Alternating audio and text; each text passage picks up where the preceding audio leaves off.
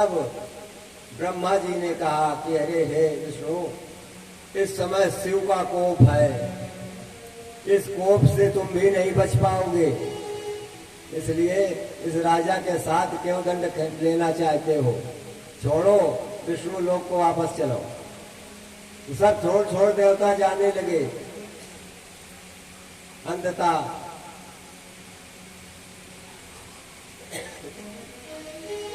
पूषा देव विचार कर रहे थे कि जब मेरे सामने आ जाएंगे तब हम ऐसा मंत्र पढ़ दूंगा कि इनके शब्द सब स्तंभित हो जाएंगे। वीरभद्र ने देखा कि मंत्र पढ़ने में लगे हैं और हंसते भी जा रहे हैं। पास में पहुंचे और भोले बाबा ने कहा था जो जैसा करे वो इसे दंड देना, तो उनके दांतों को तोड़ दिया उसने। उषा देव के दांतों को तोड़ दिया और भी तमाम ऋग्वेद विद्वान जो थे उसे अपनी अपनी मूछें हिड़ रहे थे कि हमारे पास आएंगे तो अपने मंत्र बल से इस वीरभद्र को मैं परास्त कर दूंगा।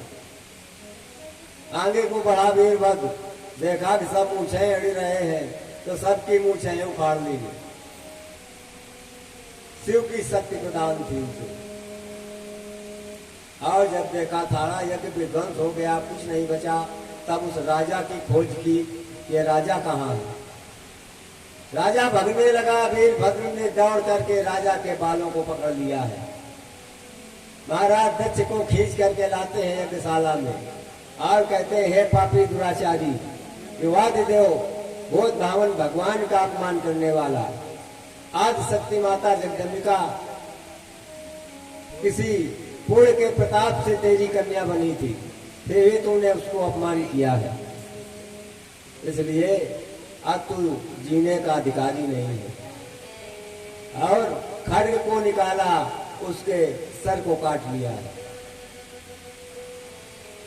स्वाहा नाम देवी का है, स्वाहा बोल करके उसको हवन कुंड में डाल दिया, जला दिया, भस्म कर दिया। जब देखा सब काम हो गया तब अपने गणों से कहा, चलो इतनी ही आज्ञा मिली थी हमें, उतना सब काम हो गया, वापस चलो। सब कैलाश पर्वत आए, हाथ जोड़ करके कहा कि हे प्रभु, आपने जो कुछ जैसा बताया था वो ऐसा हम सब कर आए हैं। भोले बाबा ने कहा, जाओ अब तुम विश्राम करो।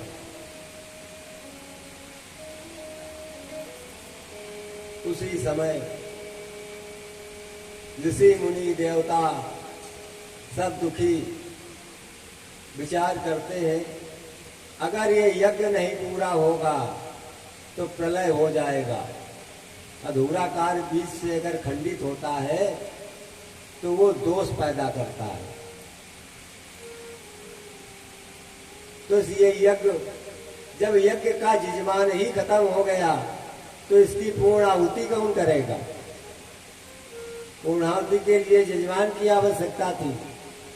तो महाराज दक्ष समाप्त हो गए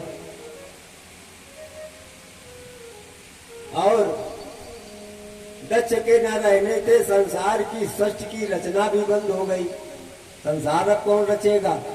प्रजापति तो वही थे। अब ये चिंता हुई कि ये तो बहुत बड़ा अनर्थ हो गया। उस अनर्थ को किसी प्रकार शांत करने के लिए ऋषि देवता सब विष्णु जी को लेकर भोले बाबा के दरबार में पहुंच गए। भगवान शिव के दरबार में पहुंचे और हाथ जोड़ करके प्रार्थना करने लगे कि हे प्रभु धर्मज्ञ, हे कर्माकर, हे कुशल, दया कीजिए, हम लोगों ने पाप किया है, आपका अपराध किया है उस यज्ञ में जाकर के।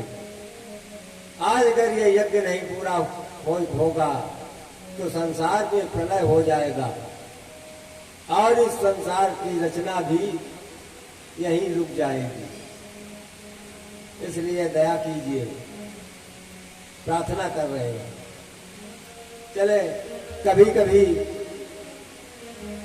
आज सभी भक्तों के बीच में भी ऐसी मुसीबत खड़ी हो जाती है जैसी देवताओं के बीच में ये खड़ी हुई, तो सब भोले बाबा के दरबार प्रार्थना करने जाते हैं। आज देवता लोग पहुंचे हैं मुसीबत लेकर भोले बाबा के सामने, तो उन्हीं देवताओं के साथ हम सब लोग जुड़ जाएं और प्रार्थना कर ले, सबकी मुसीबत दूर करेंगे भोलेनाथ।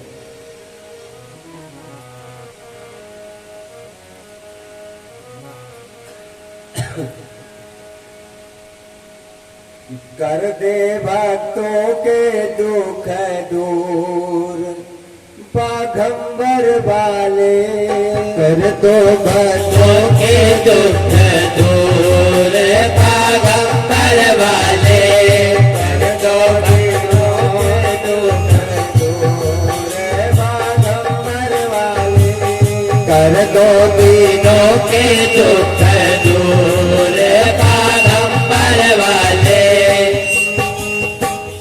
कोई कोई चढ़ावे भोले बेला की पानी, कोई कोई चढ़ावे भोले बेला की पाती, कोई कोई चढ़ावे चंदन भोले बाघंबर वाले, कोई कोई चढ़ावे चंदन भोले बाघंबर वाले। कर दो दीनों के दुख दूर बाघंबर वाले, कोई कोई चढ़ावे भोले धतूरा की फलियां, कोई कोई चढ़ावे भोले धतूरा की फलियां, कोई कोई चढ़ावे कच्चा दूध बाघंबर वाले, कोई कोई चढ़ावे कच्चा दूध बाघंबर वाले।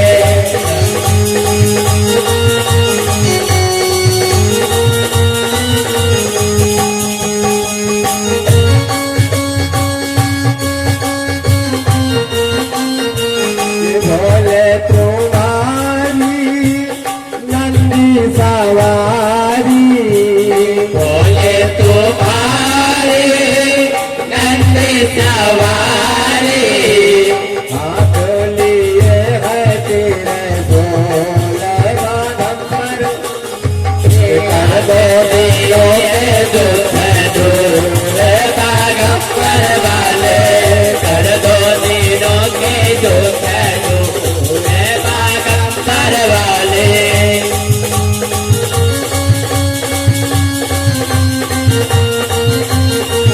भोले तुम्हारी शरण में आया, भोले तुम्हारे शरण में आया, गइयो सदा अनुकूल बाघंबर वाले, जयो सदा अनुकूल बाघंबर वाले।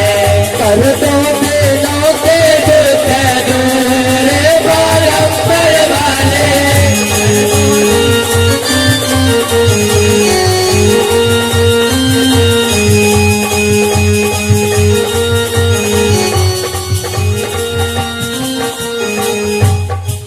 इस प्रकार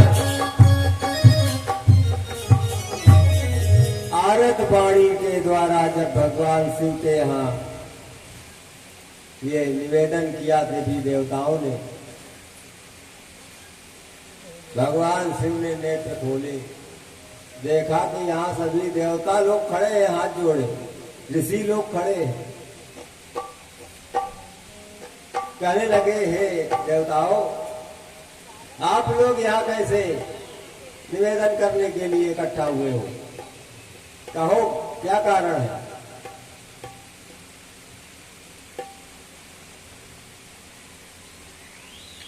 भगवान विष्णु कहते हैं कि हे भगवान, आपकी माया से मोहित होकर के हम सभी ने आपका अपराध किया, उस अपराध का हम लोग दंड भोग चुके हैं और आगे भोगने के लिए भी शेष है।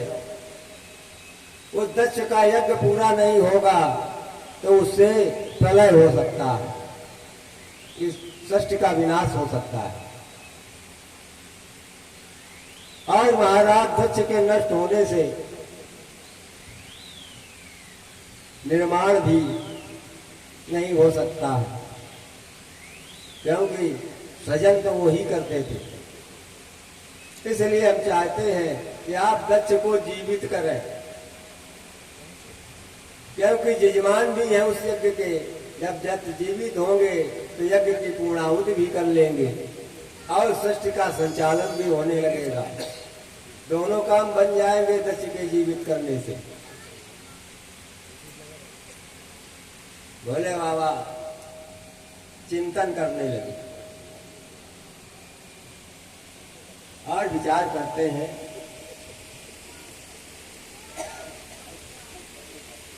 विष्णु का कहना ठीक है। सज्जनों, आज भगवान शिव के साथ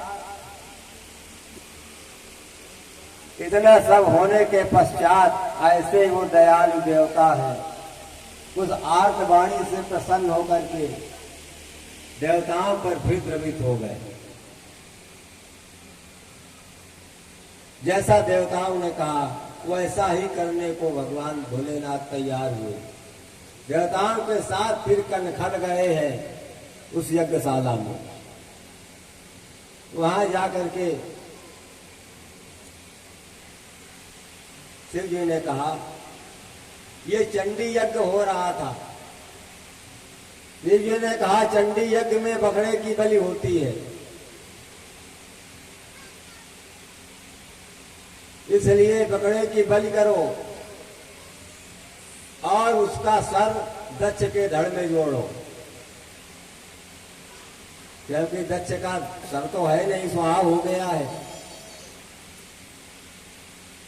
जोड़ दो, मैं इन्हें जीवन दान देता हूं। वही किया गया। यज्ञ में जब तक बलि नहीं होती तब तक भी यज्ञ नहीं पूरा होता। तो यज्ञ पूर्ण करने के लिए पहले बलि करवाई, उसके बाद पूर्णाहुति यजमान के द्वारा होती है। तो यजमान को जीवित करने के लिए वही सर बकरे का धड़ के धड़ दक्ष के धड़ में जोड़ा। और जो ही एक शक्ति नजर डाली तो महाराज दक्ष का सर जुड़ गया, आंखें खोल दी बकरे के रूप में। खड़े हुए महाराज दक्ष, देखा कि भगवान शिव खड़े हुए हैं जिनका मैं अपमान कर रहा था। तुरंत चरणों में गिर गए भोले बाबा के दक्ष। कहने लगे, प्रभु क्षमा कीजिए, मैंने आपका अपमान किया है और उस अपमान का मैं दंड पा चुका हूं। भगवान शिव कहते हैं, हे महाराज दक्ष, तुम जिस मुख के द्वारा अपमान मेरा किया या फिर अपनी पुत्री का किया था, तो वो तेरा मुख ही शरीर से हटा दिया है हमने, वही दूषित था। अब नीचे के सारे अंग तुम्हारे सुरक्षित है, ठीक है। ऊपर वाला कंठ के बराबर जो ऊपर था वो दूषित हो गया था, उसी से तुमने अपमान किया।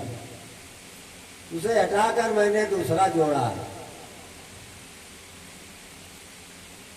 अब तुम इस यज्ञ की पूर्णाहुति करो और संसार का सृजन करो। प्रणाम करते हैं महाराज दक्ष, प्रसन्न होते हैं। भगवान शिव ने जो हुई स्पर्श किया तो बकरे के ही सर में वो मानव की तरह बोलने लगे।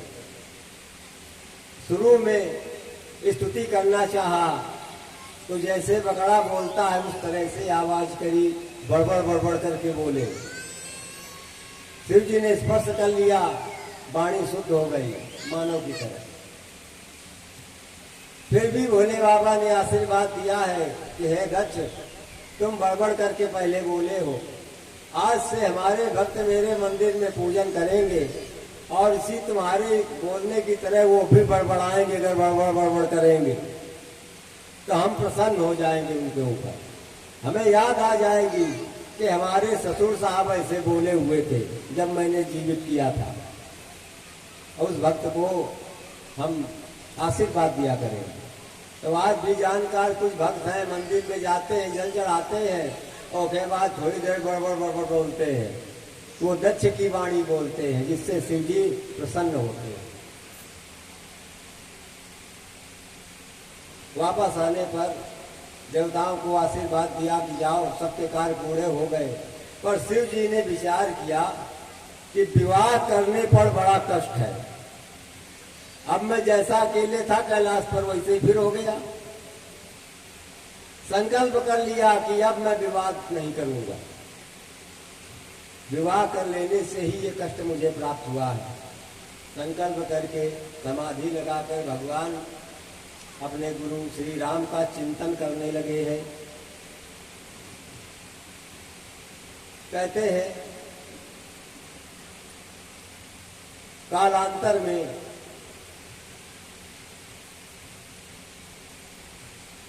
एक माता कश्यप की एक पत्नी थी जिनका नाम था दनु। कल बताया जा चुका था कि कश्यप जी को दक्ष ने 13 कन्याएं विवाही थी। उन्हीं में से एक पत्नी का नाम दनु था। दनु से दानव उत्पन्न हुआ करते थे।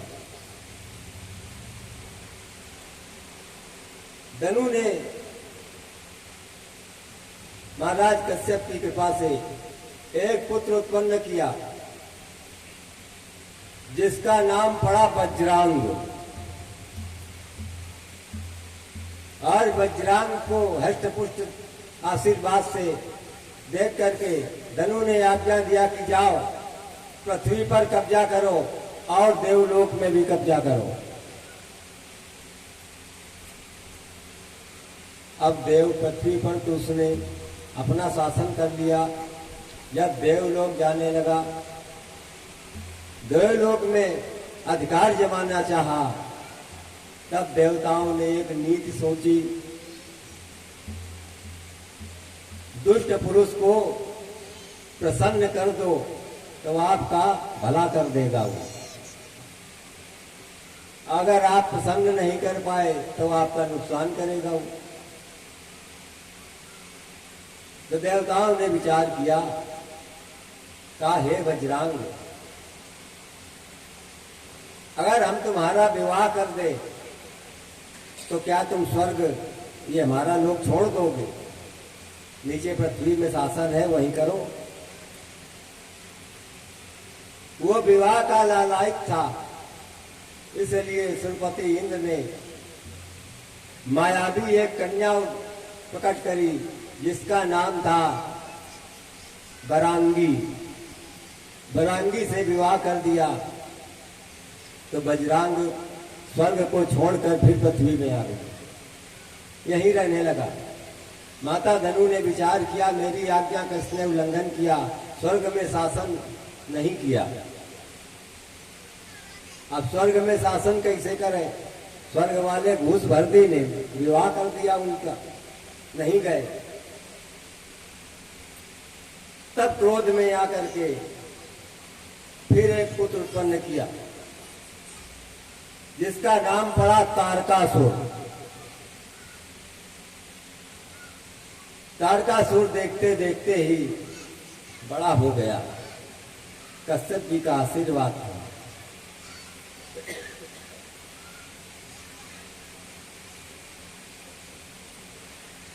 वो भगवान ब्रह्मा की तपस्या करने लगा। दैत्य लोग तपस्या में बहुत परिश्रम करते थे। घोर तपस्या करी, एक पैर के बल खड़े होकर के ऊपर को पैर हाथ कर लिए, ब्रह्मणे नमः का जप एक धार प्रारंभ कर लिया। काफी समय जब बीत गया, उसके तेज का प्रभाव ब्रह्मलोक में पड़ने लगा, तो ब्रह्मा को आना ही पड़ा उसके सामने। और कहा, पुत्र मैं प्रसन्न हूं, मांगो वरदान, क्या चाहते हो? नेत्र खोले, देखा कि विधाता ब्रह्मा खड़े हुए हैं। कहने लगा कि हे ब्रह्मा जी, अगर आप प्रसन्न हैं, वरदान मुझे देना ही चाहते हैं, तो मुझे अमर कर दीजिए, हमारी मृत्यु ना हो। ब्रह्मा जी ने कहा, भाई अमर नहीं करूंगा, ये हमारे संविधान में ऐसा नहीं है नियम। जिसका जन्म होता है उसका मरण जरूर होता है, ऐसा नियम है, इसलिए अमर नहीं करूंगा। उसके पहले ब्रह्मा जी 7 लोगों को अमर कर चुके हैं, तो ये भी कहा कि अब भाई हम 7 लोगों को अमर कर चुके, अब अमर करने वाली दवाई खत्म हो गई, मैं नहीं कर सकता हूं। ऋषियों ने पूछा कि महाराज हुई 7 लोग कौन है जिनको अमर किया गया है? कहते हैं उनमें महाराज अश्वत्थामा है। अश्वत्थामा कृपाचार्यो हनुमंतश्च विभीषणा परशुरामो बलिर्व्यासो सप्तैते चिरजीवना। ये 7 आदमी चिरंजीवी हैं, कभी भी नहीं मरते। अश्वत्थामा द्रोणाचार्य के पुत्र हैं और कृपाचार्य हस्तिनापुर के कुल पुरोहित, हनुमान जी, विभीषण, परशुराम जी, राजा बलि पाताल सुतल लोक में रहता है, और व्यास भगवान जो वेद पुराण कथाएं लिखकर तैयार की, वे भी अमर हैं। 7 आदमी पृथ्वी पर आज भी अमर हैं, जीवित हैं। इन 7 में कुछ तो सतयुग के हैं और कुछ त्रेता के हैं, कुछ द्वापरों के हैं। तीनों युगों के ये लोग अमर हैं 7 लोगों में। अब अगर कहें कि दिखाई क्यों नहीं दे रहे हैं, अमर हैं तो कहीं ना कहीं किसी को मिले, घूमते फिरते दर्शन दें, दर्शन क्यों नहीं दे रहे हैं? सतयुग में 21 हाथ का लंबा आदमी होता था। 21 हाथ, आपका 3 मंजिल मकान, इतना बड़ा आदमी ही होता रहा। अगर सतयुग का आदमी आपके सामने खड़ा हो जाए तो आप क्या उसे डरेंगे नहीं? इतना बड़ा आदमी।